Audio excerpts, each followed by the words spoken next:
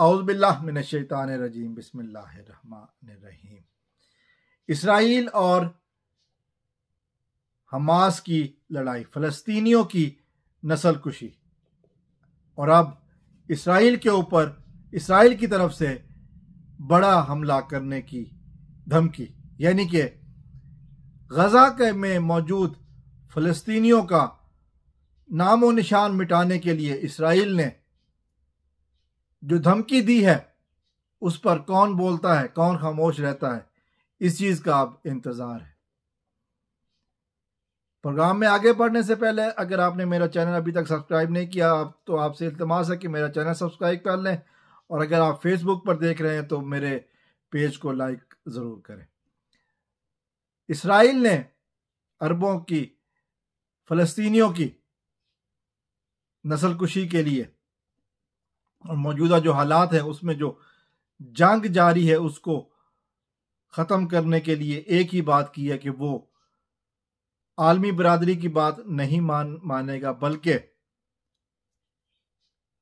Atom bomb مار کر غزہ کو صفحہ ہستی سے مٹا دے گا۔ یہ بات اسرائیلی وزیر اعظم نے بڑے زور دے کر کہی ہے۔ پوری دنیا میں اس وقت جب ہم نے دیکھا کہ مظاہرے ہو رہے ہیں، امریکہ کی تاریخ کا بہت بڑا مظاہرہ ہوا، فرانس میں مظاہروں پر پابندی کے باوجود مظاہرے ہوئے، لندن میں جو بہت بڑا مظاہرہ ہوا ہے، جسے کہہ سکتے ہیں کہ تاریخ کا سب سے بڑا مظاہرہ ہوا، پھر اور دنیا کے ممالک میں بھی مظاہرے ہوئے، لیکن اسرائیل کے جو نیتن یاہو ہے اس نے کہا ہے کہ جی وہ کسی کی بات ماننے کو تیار نہیں ہے۔ آج ہم نے یہ بھی دیکھا کہ پوپ جو عیسائیوں کا لیڈر ہے، اس نے بھی اپنے ہفتہ وار پروگرام میں کہا کہ یہ لڑائی یہ بند ہونی چاہیے، چونکہ یہ لڑائی نہیں ہو رہی، یہ نسل کشی ہو رہی ہے۔ اب تک جو افراد مارے گئے ہیں، جن کی ڈیٹیل ہیں، وہ سب بچے ہیں یا عورتیں ہیں، کیونکہ اسرائیل نہتوں پر گولیاں چلا سکتا ہے، ہسپتالوں کے گرد بمباری کر سکتا ہے، مردوں سے مقابلہ کرنے کی ہمت اس میں نہیں ہے۔ اور اب یہ بات بھی سامنے آئی ہے کہ جب سے سید حسن نصر اللہ نے تقریر کی ہے، اس کے بعد یمن کے ساتھ باقاعدہ لڑائی ہو رہی ہے، اور ایٹم بم بنانے کی بات تو، ایٹم بم کا دھماکہ کرنے کی بات تو ایسے کی ہے کہ جیسے کوئی بڑی بات ہی نہیں۔ اسرائیل کے وزیر اعظم نے کہا کہ ہم اب غزہ میں ایٹم بم ماریں گے۔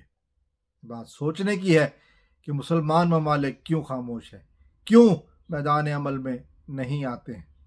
یہ ٹھیک ہے کہ اس وقت مسلم امت میں صرف پاکستان کے پاس ایٹم بم ہے، لیکن پاکستانی حکومت خاموش ہے۔ جواب دینے کی پوزیشن، اب اگر جواب دے رہے ہیں اسرائیل کا، جو ایٹم بم والے ممالک ہیں ان میں رشیا کے ساتھ کوریا ہے، لیکن کوئی مسلمان ملک اٹھ نہیں رہا، کوئی مسلمان ملک باقاعدگی سے سامنے نہیں آ رہا بیانات سے نکل کر۔ آخر فلسطینیوں کی نسل کشی کب رکے گی؟ کب اس بدماش اسرائیل کو نکیل ڈالی جائے گی؟ کب مسلمان ملک جاگیں گے؟